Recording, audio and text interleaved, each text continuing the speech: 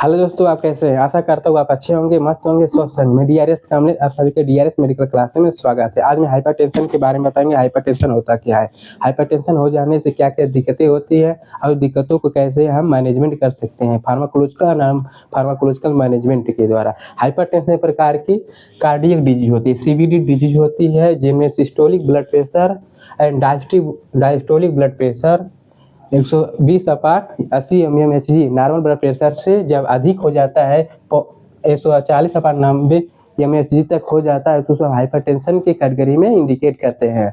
अब बात करते हैं कि हाइपरटेंशन के क्या क्या सिम्टम होते हैं, हमारे बॉडी में क्या क्या उसके लक्षण दिखाई देता है। जैसे सीवियर हेडेक होता है, यानी कि हमारे सिर में दर्द होना शुरू हो जाता है, हमारी बॉडी थकान हो जाती है, फैटिग हो जाती है और हमारे चेस्ट में पेन होना शुरू हो जाता है हाइपरटेंशन अधिक हो जाने से, और हमारी बॉडी में स्वेटिंग होना शुरू हो जाता है, डिजीनेस, चक्कर आना शुरू हो जाता है। अब बात करते हैं कि अधिक लंबे समय तक हाइपरटेंशन बने रहने से हमारे फ्यूचर में क्या क्या और दिक्कतें हो सकती हैं। जैसे रीनल डिजीज, यानी कि हमारी किडनी से रिलेटेड डिजीज होना शुरू हो जाता है। नेफ्रॉन, जो हमारी किडनी में एक फाइन यूनिट होती है, उसमें डैमेज होना शुरू हो जाता है, वह नेफ्राइटिस भी हो सकता है। इसमें इन्फ्लामेशन भी हो सकता है हमारी किडनी में।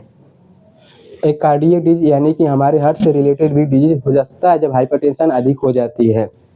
हाइपरटेंशन अधिक हो जाने से हमारे आई में प्रभाव हो जाता है और विजन लॉस होना शुरू हो जाती है हाइपरटेंशन अधिक हो जाने से। अब बात करते हैं कि हाइपरटेंशन को कैसे हम ट्रीटमेंट कर सकते हैं, अपने रूटीन को चेंज कर सकते हैं, अपनी लाइफ स्टाइल को मैनेजमेंट कर सकते हैं। नंबर 1, हाइपरटेंशन की सबसे बड़ी रीजन होती है आजकल के जीवन में स्ट्रेस।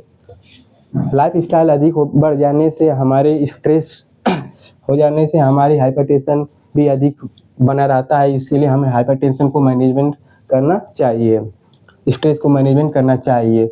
एल्कोहल हमें रिड्यूस कर देना चाहिए, एल्कोहल को हमें कंज्यूम नहीं करना चाहिए। योगा और मेडिटेशन हमें करना चाहिए, जिससे हाइपरटेंशन हमारा नॉर्मल बने रहे। सबसे बात करते हैं कि डेली रूटीन में रिस्पायरेटरी और ब्रीदिंग एक्सरसाइज भी कर सकते हैं, जिससे हमारी कार्डियक स्टिमुलेशन नॉर्मल रहे, और इसके लिए हम नेजल के द्वारा रिस्पायरेटरी एक्सरसाइज कर सकते हैं, ब्रीदिंग को इनटेक और आउटपुट कर सकते हैं लेकर के। लो साल्ट इनटेक करके हम भी हाइपरटेंशन को मैनेजमेंट कर सकते हैं। अब बात कर सकते हैं कि हाइपरटेंशन अधिक हो जाने से हम मेडिटेशन के द्वारा कैसे ट्रीटमेंट कर सकते हैं। हम डाययूरेटिक का प्रयोग करते हैं मेडिटेशन में। फ्रेसेमाइड होता है, ब्यूमेटामाइड,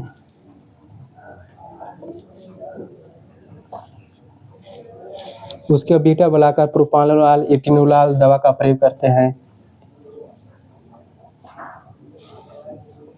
और अल्फा का प्राजोसिन दवा का प्रयोग करते हैं। Thank you.